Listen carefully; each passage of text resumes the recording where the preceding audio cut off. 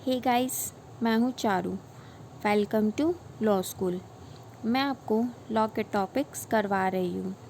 आगे बढ़ने से पहले चैनल को सब्सक्राइब ज़रूर कर लीजिए और बेल आइकन को दबाना ना भूलें। गाइस, हिंदू लॉ की लास्ट वीडियो में हमने कर्ता का टॉपिक कंप्लीट कर लिया था। अगर आपने अभी तक मेरी प्रीवियस वीडियोस नहीं देखी हैं तो वह भी देख लेना। आज हम हिंदू लॉ में पार्टीशन के बारे में पढ़ेंगे। पार्टीशन फर्स्ट स्टेप होता है सक्सेशन का। पहले पार्टीशन होता है और फिर सक्सेशन। पार्टीशन पर स्ट्राइप्स होता है और सक्सेशन पर कैपिटा। पर स्ट्राइप्स एंड पर कैपिटा, इसके मीनिंग्स आगे के वीडियोस में मैं आपको क्लियर कर दूंगी। Partition means numerical division of property. Partition में जॉइंट फैमिली अपना स्टेटस खो देती है और न्यूक्लियर फैमिलीज बन जाती हैं। फॉर एग्ज़ाम्पल, अगर एक फैमिली में फादर, मदर, उनके सन, उनकी वाइफ्स और सन के बच्चे हैं, अगर पार्टीशन होता है तो सबके शेयर्स अलग अलग हो जाएंगे और अलग अलग न्यूक्लियर फैमिलीज बन जाएंगी। पार्टीशन में सभी कोपार्टनर्स के शेयर फिक्स हो जाते हैं।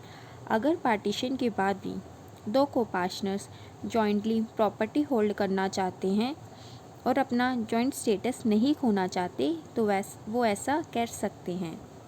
फॉर एग्ज़ाम्पल, एक फैमिली में एक फादर के 4 सन हैं, A, B, C, D।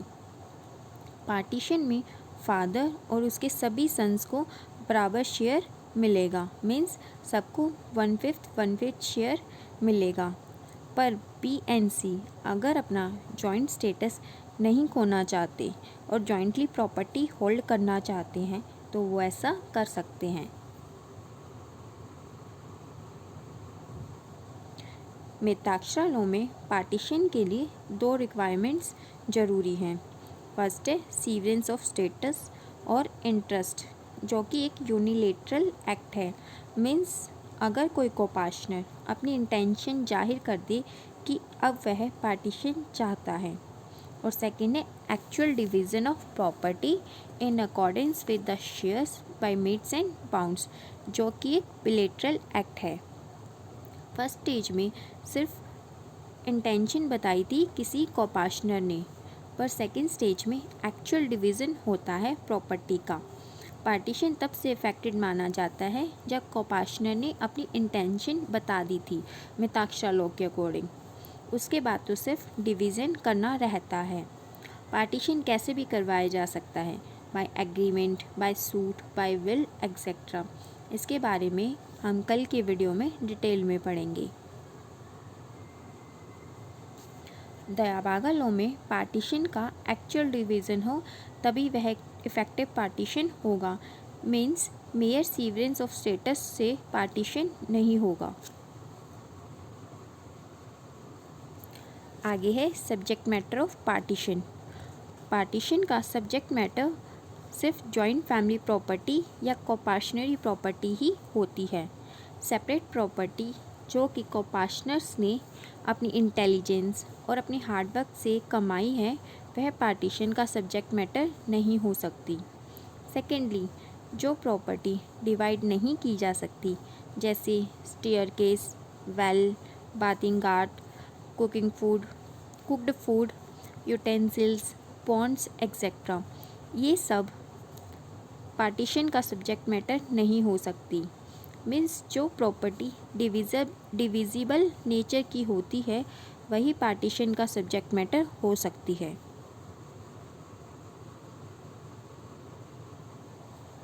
Liabilities attach to the property. Partition के टाइम पर जॉइंट फैमिली प्रॉपर्टी में डिवीज़न से पहले उस प्रॉपर्टी से जुड़ी सभी लाइबिलिटीज़ को डिडक्ट किया जाएगा और बची हुई प्रॉपर्टी का ही पार्टीशन होगा। लाइबिलिटीज़ क्या क्या हो सकती है? फर्स्ट है डेब्ट्स। अगर फादर या कर्ता ने जॉइंट फैमिली के बिहाफ पर फैमिली पर्पसेस के लिए कोई डेब्ट ली थी तो पहले उसे चुकाया जाएगा। सेकंड है मेंटेनेंस।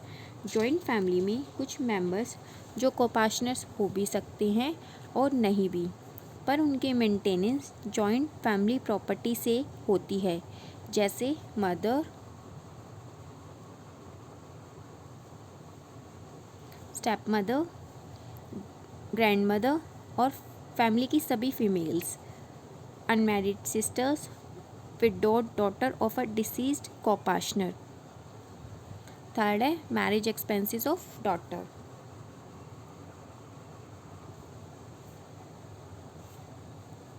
पार्टीशन से पहले अनमैरिड डॉटर और को-पार्टनर्स की सिस्टर की मैरिज के एक्सपेंसेस भी डिडक्ट किए जाएंगे। केस है Shankar Narayan versus official receiver 1977 Madras high court.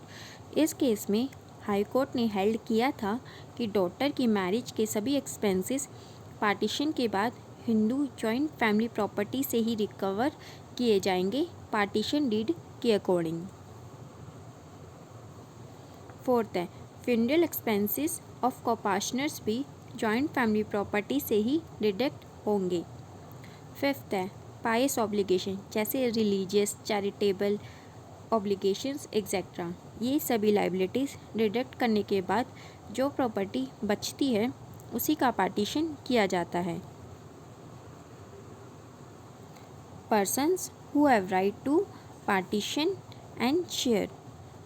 Mitakshara and Dayabhaga दोनों स्कूल्स में सभी को-पार्टनर्स को पार्टीशन का और अपना शेयर लेने का राइट होता है पार्टीशन में। फर्स्ट है सन, डॉटर, ग्रैंडसन, ग्रैंड डॉटर। ये सभी पार्टीशन क्लेम कर सकते हैं, पर पंजाब एंड बॉम्बे स्कूल के अकॉर्डिंग सिर्फ सन ही पार्टीशन क्लेम कर सकता है, ग्रैंडसन नहीं। सेकेंड है माइनर। माइनर भी पार्टीशन के लिए क्लेम कर सकता है। जॉइंट फैमिली प्रॉपर्टी में माइनर भी को-पार्टनर होता है और उसे भी उतना ही राइट होता है जितना कि एक मेजर को-पार्टनर का। माइनर के बिहाफ पर पार्टीशन का सूट उसका गार्जियन या नेक्स्ट फ्रेंड भी कर सकता है। अगर माइनर को पार्टीशन में उसका फेयर शेयर नहीं मिला तो वह मेजॉरिटी अटेन करने के बाद पार्टीशन को रीओपन भी करवा सकता है। थर्ड है अगर कोई को-पार्टनर पार्टीशन के टाइम पर अब्सेंट था तो भी उसका शेयर सेपरेट रखा जाएगा। अगर उसका शेयर नहीं रखा गया या फिर फेयर पार्टीशन नहीं हुआ तो वह पार्टीशन को रीओपन करवा सकता है। फोर्थ है अगर पार्टीशन के टाइम पर कोई चाइल्ड मदर के वोम में था तो पार्टीशन में उसका भी शेयर अलग से रखा जाएगा। फिफ्थ है इलेजिटिमेट चाइल्ड। इलेजिटिमेट चाइल्ड को-पार्टनर नहीं होता पर जॉइंट फैमिली का पार्ट होता है। उसे पार्टीशन से शेयर नहीं मिलता बल्कि सक्सेशन से मिलता है। सिक्स्थ है फीमेल।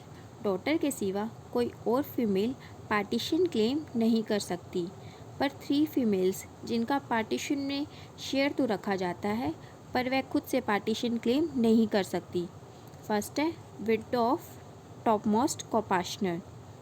सेकेंड है wife of topmost co-partner, क्योंकि यह एक्ट 1956 का था। 1955 से पहले बाइगेमी अलाउड थी। अगर एक को-पार्टनर की एक से ज़्यादा वाइफ हैं तो उन सभी वाइफ्स का एक शेयर रखा जाएगा और उस एक शेयर से सभी वाइफ्स को इक्वली डिस्ट्रीब्यूट किया जाएगा। थर्ड है grandmother of topmost co-partner. Guys आज के लिए इतना ही। अगर आपका कोई क्वेश्चन हो या कोई डाउट हो तो आप मुझसे कमेंट बॉक्स में पूछ सकते हैं। पार्टीशन का टॉपिक अभी कंप्लीट नहीं हुआ है, बचा हुआ टॉपिक हम कल की वीडियो में पढ़ेंगे। वीडियो अगर अच्छी लगी हो तो लाइक ज़रूर करना और अपने फ्रेंड्स के साथ शेयर करना मत भूलना। Thank you guys.